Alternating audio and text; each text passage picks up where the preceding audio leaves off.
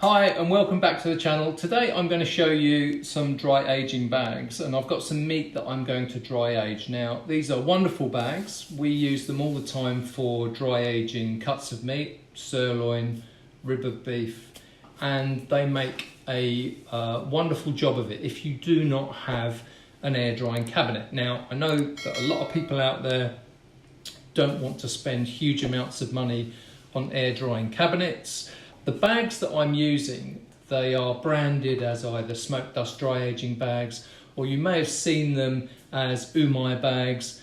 They look like an ordinary plastic bag, but they are actually a membrane that allows water vapour to pass through it to atmosphere.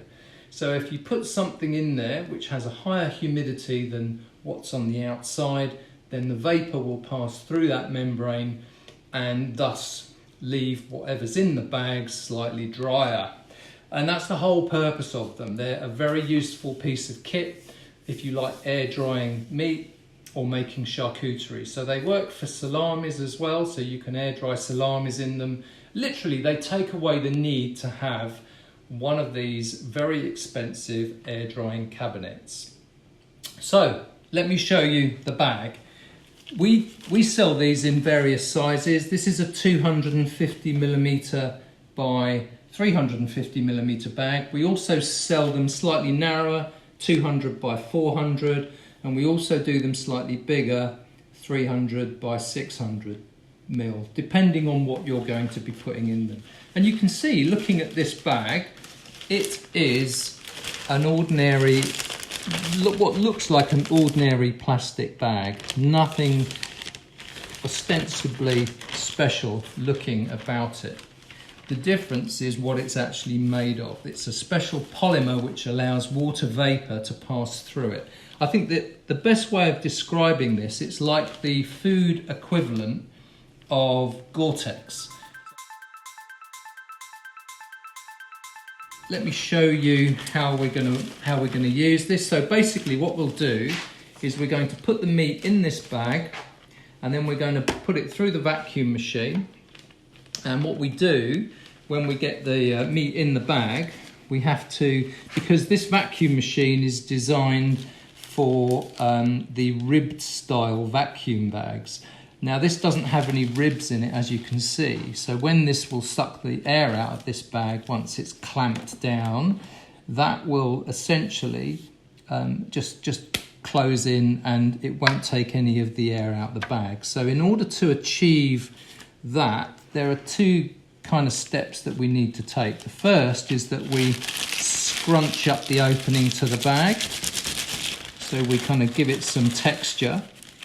And then the second is that we actually insert this little piece of plastic, which just assists the air to be drawn out of the bag into the vacuum machine. If you have a standard chamber vacuum machine, you don't need these. Okay, so this goes in. It has to straddle the heat bar and also the vacuum drawing area here, which is bounded by this black neoprene. So the bag sits in there like so. You don't want to obstruct this hole here because that is where the air gets sucked out. So you can see this is sticking out the bag slightly, crossing the membrane. And then what we do, I'm not going to do it now because we'll obviously put the meat in first. I'll close this up. We'll draw a vacuum, seal it. We'll check that once the seal stops, that no air is coming back in. If we need to reseal it, we'll leave everything as it is, and we'll go through a sealing process once again, just to make sure. The only reason we draw a vacuum in these or on these bags is so that we get a very good contact between the meat and the bag. Now, after about 24 hours, you'll find that the vacuum is gone. Okay, so and what will happen is that the bag will form almost like a contact with the meat, and that's great. Once you've got that contact between the bag and the meat, you shouldn't have too many issues.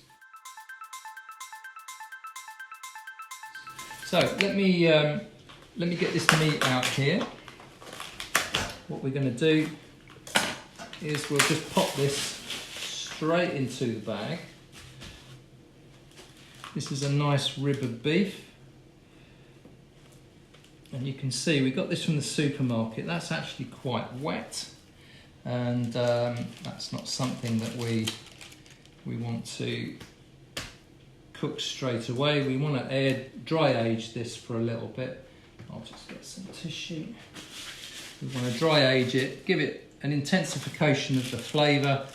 Also, some of the enzymes in the meat will actually start to break down. So you can see the first thing I'm doing is I'm literally rolling this bag back on itself so that I can sit the meat inside. Then what I'm going to do is I'm just going to roll the bag up around the meat.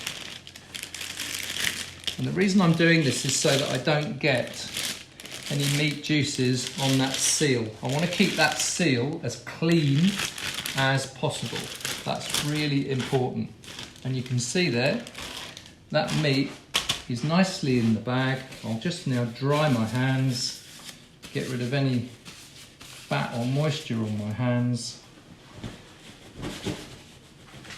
And now we're ready to draw that vacuum. So you can see that sits quite neatly in the bag. The other thing is if you get larger bags but you've got smaller cuts of meat, you can actually cut and reseal the bags, so you don't have to, you know, if you have a big bag and small meat, don't waste any of that space in the machines, in the bag. So make sure that you get best bang for your buck, I think is the phrase that I like to use. Right, so we're just popping that in there like so. We're going to get our vac assist strip and we're going to pop that in the bag so that it crosses the heat bar and is inside the neoprene vacuum seal. So we're going to close this down now and we're going to draw a vacuum. Now, before I do this, we have to watch what's happening on this bag and we have to react. So if it's not drawing vacuum out, we need to cancel it just in case it goes onto a seal program, okay? So we need to be mindful of that. So let's just seal the bag. Right, we can see the air is beginning to come out. We can assist that by pushing the air out. And we can see that's now drawing a really nice vacuum. There we go. And then I'm going to seal that. I can see it's just pulling a little bit of blood out of that meat, but that's okay. Right, so there we go. We've got a seal. Now, I just want to check to make sure that that's okay. I think it is okay, but what I'm going to do, I'm going to just go vacuum, cancel, seal in one go, all right? And I'm just going to pop another seal cycle on it so that I'm double sealing it. Now, I need to be careful here because I don't want to melt the bag. So I'm going to leave it in here for a couple of seconds to let everything just cool down. Okay. So it's very easy sometimes, you know, people can damage these bags if they don't deal with this particular phase of the operation carefully. So we just let that cool down a little bit. I'm going to open my machine up and you can see here that has actually melted through. So we need to be a little bit careful there. So I'm just going to move that in a fraction and I'm going to put another seal on it. Now, that's melted it on both sides, but I actually think that that's sealed because I can't see air coming back in. So I'm just going to run that again and position that in so that I can get another seal on it. Right, and I'm going to cancel that early. There we go. I'm just going to leave it in there. So I've given that a couple of seconds seal this time. And we'll see how that's done. So there we go. That's actually given us another seal. Yeah, we can see another bit of sealing going on there. So there you go. So if you leave it in the heat cycle for too long, it can actually melt the bag. So you need to be quite careful about this. This is okay because it's melted it closed. There is a seal there. think that might actually be in need of another seal, but that's all good. We'll just try and move the bag out as best we can so I can get as much of it into the vacuum machine as possible. I'll just pop that across that seal again, and I'm going to go and seal again. I'm going to count to 3, 2, 3. Stop that. I'm going to leave this in here to cool down. So I've been using these bags for many, many years now, probably around about 6, 7 years. And you can see, even when I'm doing it, things can go a little bit sideways. So you do need to be careful with these bags. We'll just open that up, and you can see there with one seal, that's gone right the way across there. Right the way across there.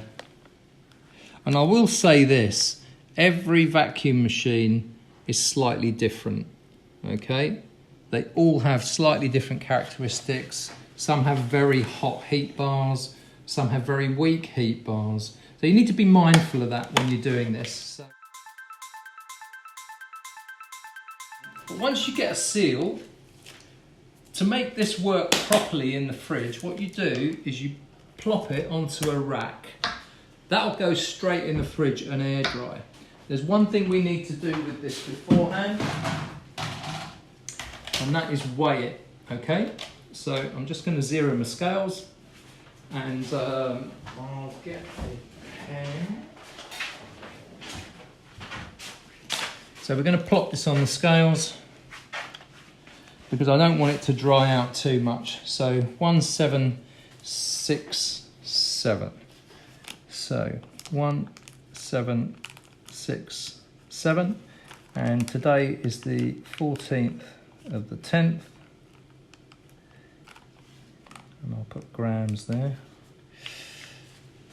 Okay, now I'm going to look for around about 15%, 10 to 15% weight drop on this. A lot of that's going to be moisture, so that's going to sit in the fridge, air drying. I'll weigh it occasionally.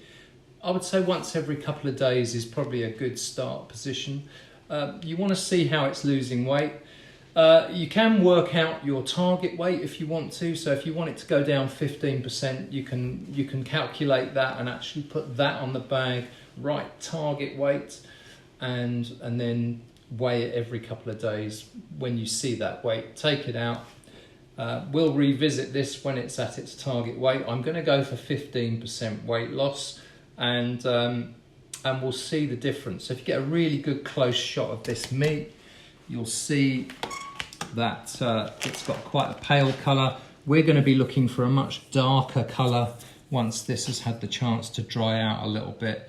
And you know, those enzymes within the meat itself aren't going to stop working just because it's in a vacuum bag. They're going to carry on working. The fat's going to yellow up a little bit. It's going to look really nice. And when it's taking all the moisture out of this meat, it's also intensifying the flavours. And we'll come back to this and cook this up when this is ready. In the meantime, this is going to go into the fridge. We'll come back to this when it's at its target weight, and we'll cook it up.